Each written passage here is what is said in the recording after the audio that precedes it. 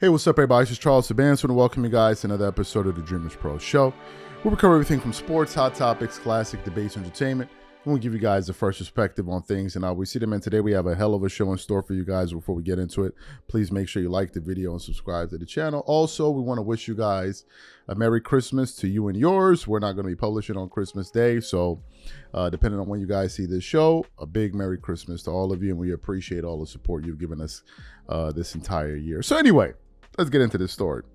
Given the fact that Christmas is tomorrow, it means that all of us are pretty much in vacation mode. At least I was. So it would explain why I was totally confused at what happened last night.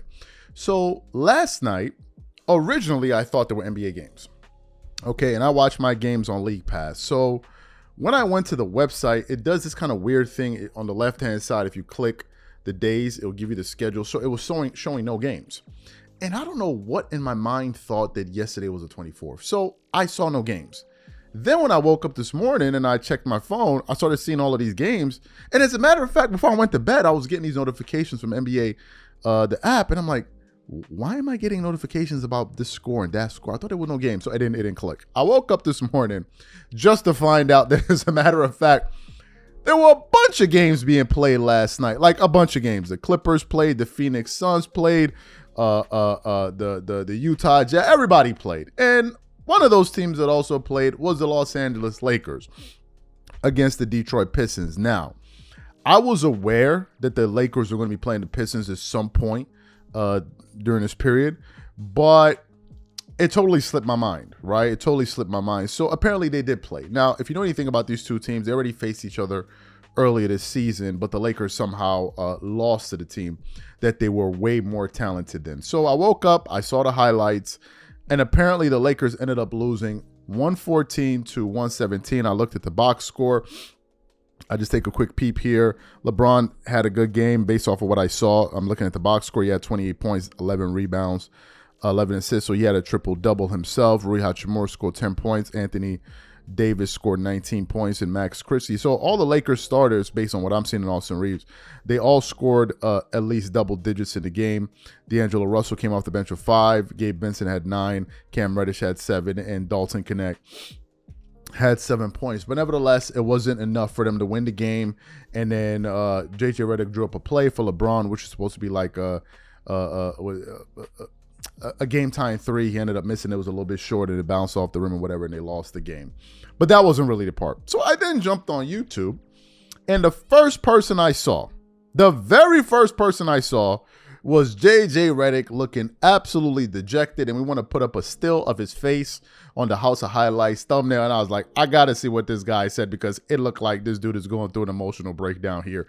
But before we even get into what J.J. Redick had to say, today's video is brought to you by our sponsor, Game Time. With the year almost over, I am super excited about creating memories with family and friends by attending various plays, theater shows, and sporting events. And when it comes time to look for tickets, Game Time is my go-to. Game Time is one of the most reliable marketplaces for last-minute tickets to the most popular events in sports, music, and theater in more than 60 cities across the United States and Canada. Game Time saves me money, time, and stress.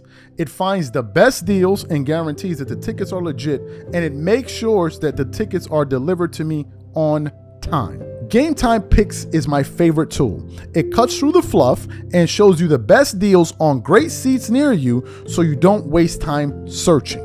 For example, I'm really looking forward to this upcoming game between the Lakers and the Clippers. Here's what I like to do. First, I select an all-in price to see the total ticket price up front, so I'm not surprised by the additional fees at checkout. Next, I click on Game Time Picks to check out their curated deals. And finally, I pick the ticket I want. I choose the cheapest deal, the great deal, or the amazing deal.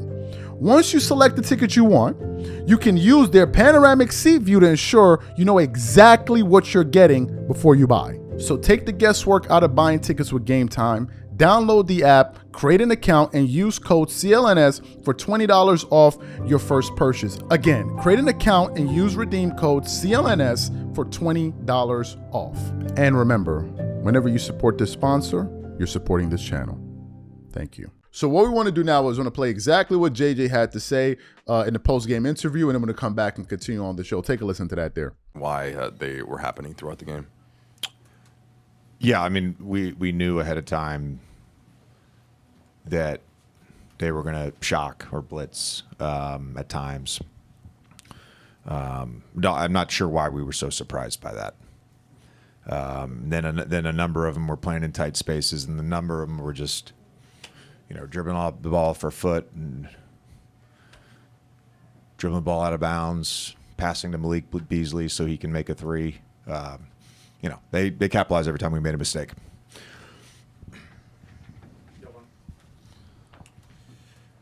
JJ, earlier in the season, you guys had kind of mentioned the Detroit loss in Detroit as an example of like maybe not taking things as seriously as you could have in that matchup until you guys had that late rally in that game.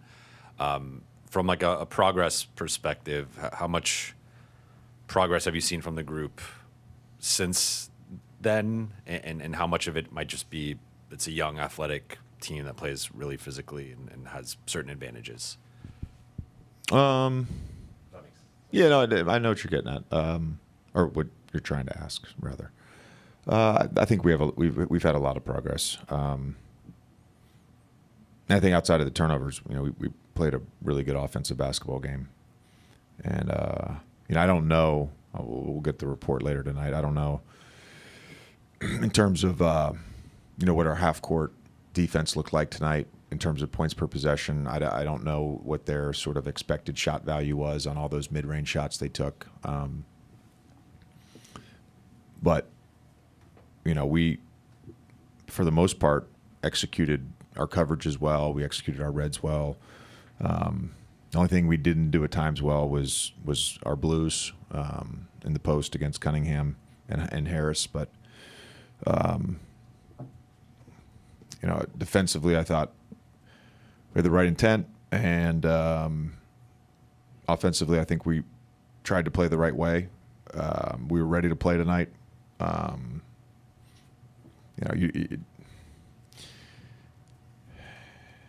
It's very hard to win in this league if you have you give the other team 15 more scoring opportunities than you did. It's hard to win. JJ, kind of along those lines with what Jovan asked.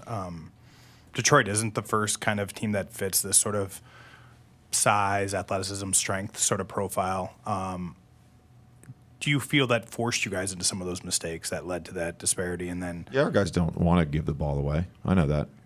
And how do you counteract it? Because you will see other teams that play this way. There's teams you haven't played yet this season that do it a lot. How can you guys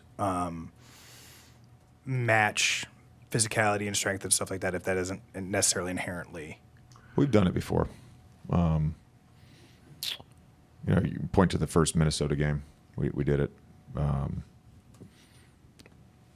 Didn't do it the next time we played Minnesota both times, but we've done it before. So you heard what JJ Redick had to say, right? If you saw the post-game interview, you would see that this dude looked totally dejected there. And here's something that I'm noticing. I'm noticing that JJ's like two different people when his team wins and loses. When the Lakers win, he's all smiles and all of that. But when they lose, it looks like the sky is falling. Now, obviously, it is a natural emotion that if you lose, you're not going to feel good. Obviously, you're not going to be in a good mood. We all get that. The thing, however, is the optics of it. And I think optics are important. It really, really is, especially when you're in a leadership position and you're supposed to be leading people. When things go wrong, you have to maintain this kind of balanced attitude and demeanor. Because whenever you're panicking or looking dejected, and it doesn't help anybody. It really doesn't help anybody. So being negative and all that doesn't work. And I'm sure the players looking at their coach's face, that doesn't help. Number two, I think a thing that's also important is not to wear your emotions on your sleeve. Meaning, if the team does well, I don't think you need to be up there smiling and cheesing through every interview. And if they do poorly, you don't need to be up there sulking. You just need to be a little bit more balanced. Why? Because you understand it's a process. You understand it's a process. But if you're going to be going through all of these emotional roller coasters from game to game, bro, you're going to have JJ Redick's going to have a head full of white hair at the end of the season. I agree. Is going to really deal with him, and I think that he's going through this as a rookie coach, and it's something that obviously he's going to have to learn as he continues to coach in the NBA. Right? Losses are part of the game. Blown assignments on defense is part of the game. Plays that fall apart that you think you ran properly in in practice and you executed you communicated the message to your players on the sideline. They go out there and totally botch it up. That also happens. Losing also happens. Now, why do I say it's embarrassing? Okay, because we put that in the title. It is embarrassing, and I'll tell you why.